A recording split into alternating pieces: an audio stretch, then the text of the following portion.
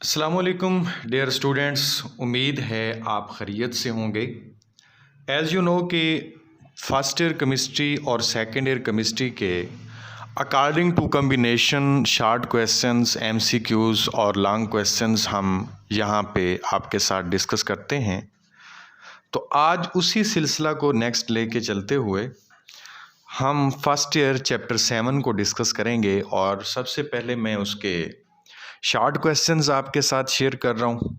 इसके बाद long question भी शेयर करूँगा और अगर मुमकिन हुआ, टाइम हुआ तो मैं इंशाल्लाह इसके कुछ एमसीक्यूज़ भी आपके साथ डिस्कस करूँगा जो कि इंट्री टेस्ट के हवाले से मोस्ट इम्पॉर्टेंट होंगे।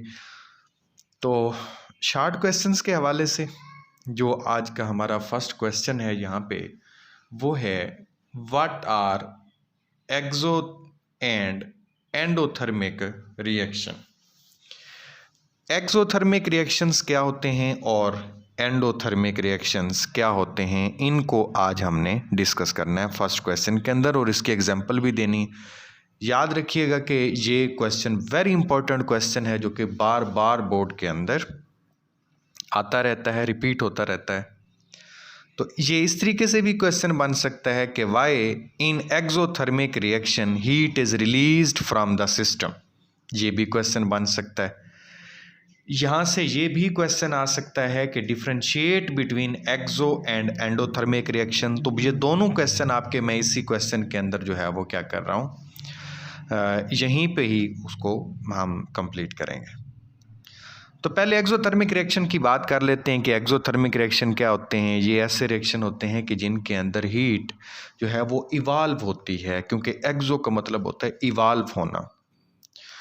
और फिर इनके केस के अंदर जो टोटल एनर्जी होती है ना हमारे पास प्रोडक्ट की, वो कम होती है और रिएक्टेंट की एनर्जी ज़्यादा होती है। क्यों? क्योंकि वहाँ से ड्यूरिंग रिएक्शन एनर्जी इवाल्व हो रही है, तो रिएक्टेंट में ज़ाहिर बात है ज़्यादा होगी और प्रोडक्ट में कम होगी।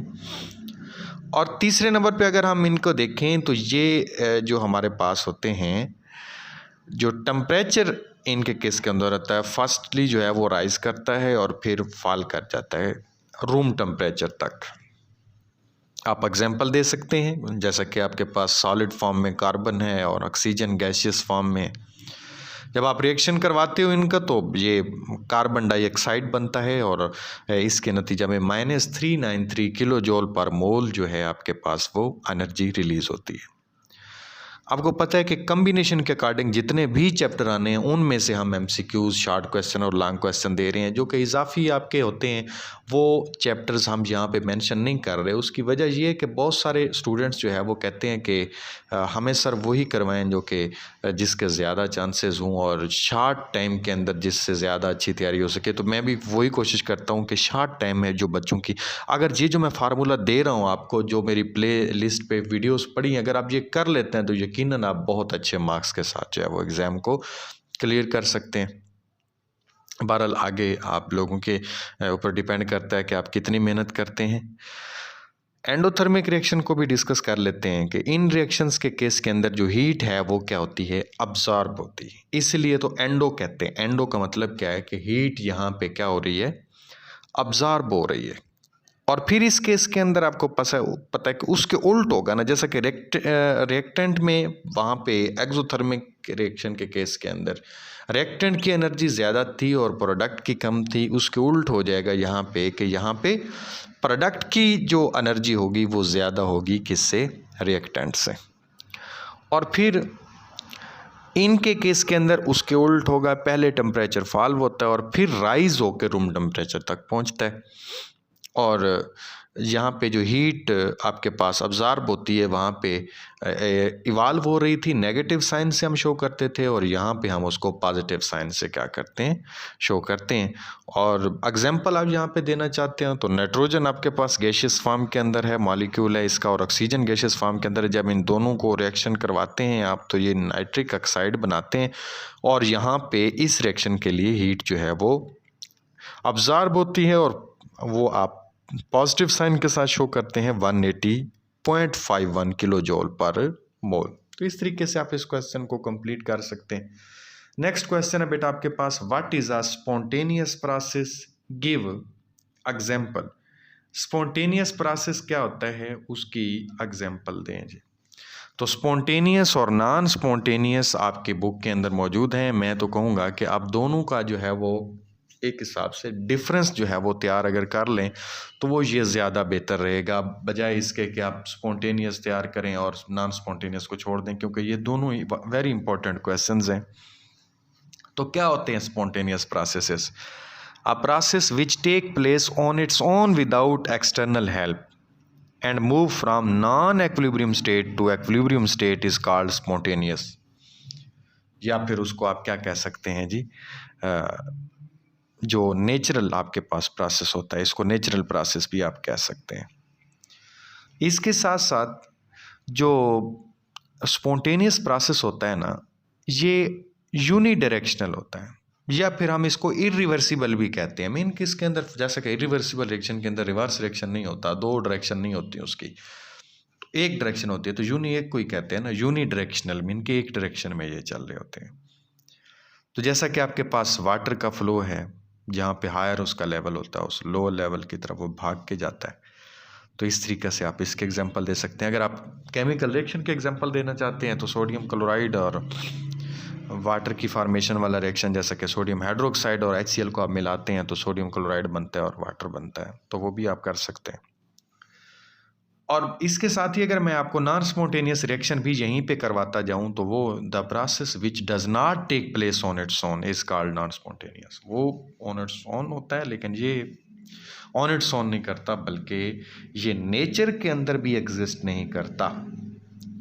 जो नॉन स्पॉन्टेनियस प्रोसेस होते हैं वो स्पॉन्टेनियस जो हमारे पास प्रोसेसेस हैं उनसे कॉन्टीन्यूस जो सप्लाई ऑफ एनर्जी है फ्रॉम एक्सटर्नल सोर्स, उससे जो है वो चल रहा होता है। वो ये नहीं है कि खुद ब खुद ही वो आगे से आगे होता जाएगा। जैसा कि आपके पास पंपिंग ऑफ वाटर है, ऊपर की तरफ अगर हम वाटर को पंप करें तो जब तक एक्सटर्नल फोर्स लगाते रहेंगे, लगाए रखेंगे, तो वो चलता रहेगा काम, अदरवाइज वाटर पीछे की तरफ आना शुरू हो जाएगा। तो ये भी हो जाता है मोस्टली। नेक्स्ट बेटा आपके पास क्वेश्चन है क्वेश्चन नंबर 3, और क्वेश्चन नंबर 3 में हम डिस्कस करेंगे define state function and state with example. वो कहता है स्टेट और स्टेट फंक्शन जो है उनको क्या करें, डिफाइन करें। इंतहाई इंपॉर्टेंट क्वेश्चन है, बल्कि मैं अगर कहूँ कि हर साल आने वाला क्वेश्चन है तो ये भी झूठ नहीं है, बहुत इंपॉर्टेंट क्वेश्चन है।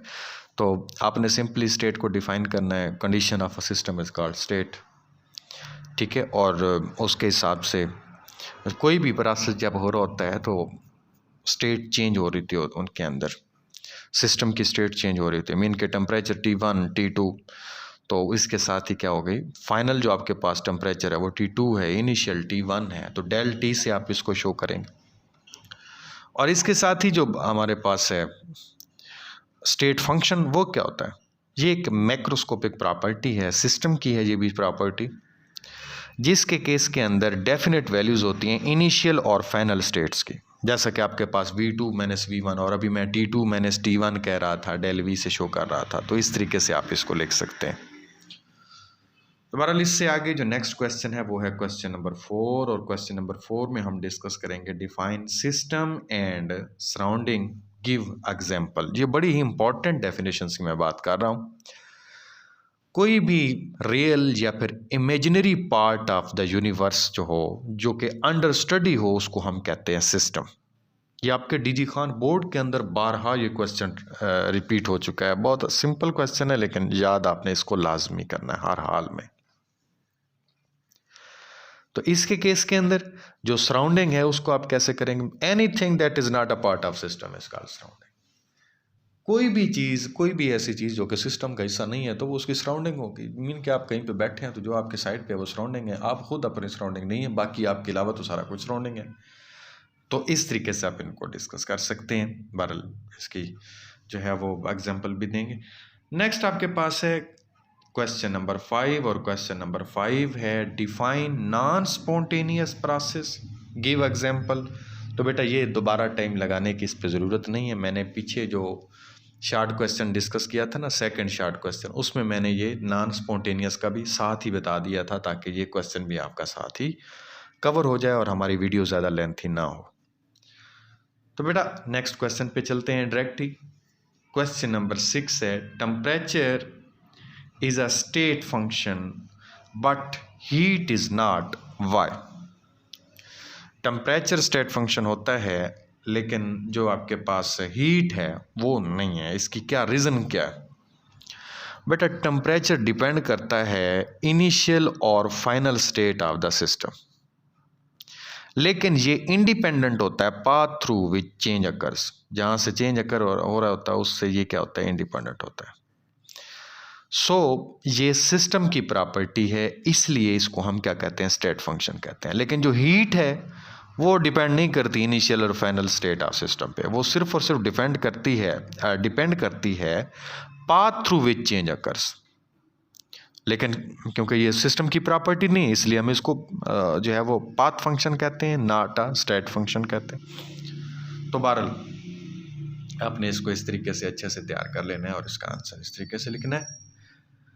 मोस्टली बच्चे मुझे ये कह रहे होते हैं कि सर आप ना अपने अल्फाज में बता जाते हैं लेकिन आप स्टेटमेंट नहीं बताते। बेटा मेरे लिए स्टेटमेंट बताना आसान है, स्टेटमेंट तो मैं कहीं से पढ़ के भी आपको बता सकता हूँ, कहीं से सामने बुक रख के भी आपको पढ़ा सकता हूँ। मेरी कोशिश ये होती है कि मैं जो आपकी स्टेटमेंट है उसको आसान करूँ और फिर आप पढ़ें तो आपके लिए आसान हो जाए।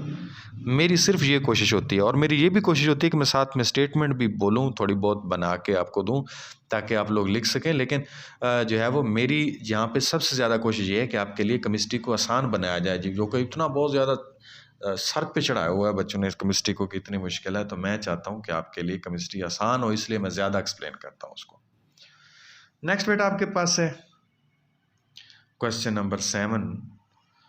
क्वेश्चन नंबर 7 है, what do you know about internal energy of a system? बेटा ये इंटरनल एनर्जी लिखी हुई है, इंटरनल एनर्जी कोई नहीं होती, सिर्फ और सिर्फ इंटरनल एनर्जी ऑफ सिस्टम होती है, उसको हम डिस्कस करते हैं। तो देख लेते हैं जी कि इंटरनल एनर्जी हमारे पास क्या होती है। काफ़ी मरतबा ये भी क्वेश्चन रिपीट हुआ है, तो इसको भी आपने माइंड में रखना है कि ये भी काफ़ी रिपीटेड क्वेश्चन है। तो हमारे पास जो इंटरनल एनर्जीज होती हैं ना, सारी की सारी एटम्स, आयंस और मालिक्यूल की, जो कि सिस्टम के अंदर होती हैं, और वो डिपेंड करती हैं किस चीज़ के ऊपर, हमारे पास मोशन ऑफ द मालिक्यूल पे, कि कौन सी ट्रांसलेशनल है, वाइब्रेशनल है, रोटेशनल है, जो कि काइनेटिक एनर्जी जिससे पैदा बनती है। और उसके साथ साथ ये डिपेंड करती हैं इंटर मालिक्यूलर फोर्सेस और इंट्रा मालिक्यूलर फोर्सेस पे, जिससे हम जो है वो पोटेंशियल एनर्जी बनाते हैं। तो इस तरीके से आप पोटेंशियल एनर्जी, काइनेटिक एनर्जी और जितने भी हमारे पास इंटरनल जो अंदर एनर्जीज मौजूद हैं उसको हम ओवरऑल सम को कहते हैं इंटरनल एनर्जी। तो बेटा इसके बाद क्वेश्चन नंबर 8 है। क्वेश्चन नंबर 8 है, what is mean by heat and work in thermochemistry? Heat और वर्क का थर्मोकेमिस्ट्री में क्या जो है वो किस तरीके से हम उन्हें देखते हैं, हीट क्या होती है और वर्क क्या होता है। ये डीजी खान बोर्ड के अंदर भी, गुजरांवाला बोर्ड के अंदर भी, फैसलाबाद बोर्ड के अंदर, हर किस्म के बोर्ड्स के अंदर बार बार रिपीट होने वाला क्वेश्चन है। बहरहाल पहले हम वर्क को डिस्कस कर लेते हैं। ये फॉर्म ऑफ एनर्जी है जिसको हम डिफाइन कर सकते हैं कि the product of force and distance. और अगर हम इसके यूनिट्स की बात करें तो हम इसको जो है वो जॉल के अंदर लिखते हैं। लेकिन हीट जो हमारे पास है ये एनर्जी की क्वांटिटी है जो कि सिस्टम की बाउंड्री को क्या करती है, उससे पास आउट होती है जब स्टेट चेंज होती है। तो डिफरेंस जो कि टेम्परेचर का होता है, सराउंडिंग का और सिस्टम का होता है, इसकी वजह से हम उसको क्या कहते हैं जी, हीट हम कहते हैं ट्रांसफ़र होती है कहाँ से, हॉट बॉडी से कोल्ड बॉडी की तरफ। तो ये वही तो बात है कि बाउंड्री को वो क्या करती है, क्रॉस करती है। तो बहरहाल इन दोनों को आपने अच्छे तरीके से तैयार कर लेना है, वर्क को भी और उसके साथ साथ हीट को भी। क्वेश्चन नंबर 9 की तरफ चलते हैं। क्वेश्चन नंबर 9 में है, define first law of thermodynamics. Thermodynamics का जो आपके पास फर्स्ट लॉ है उसको आपने डिफाइन करना है।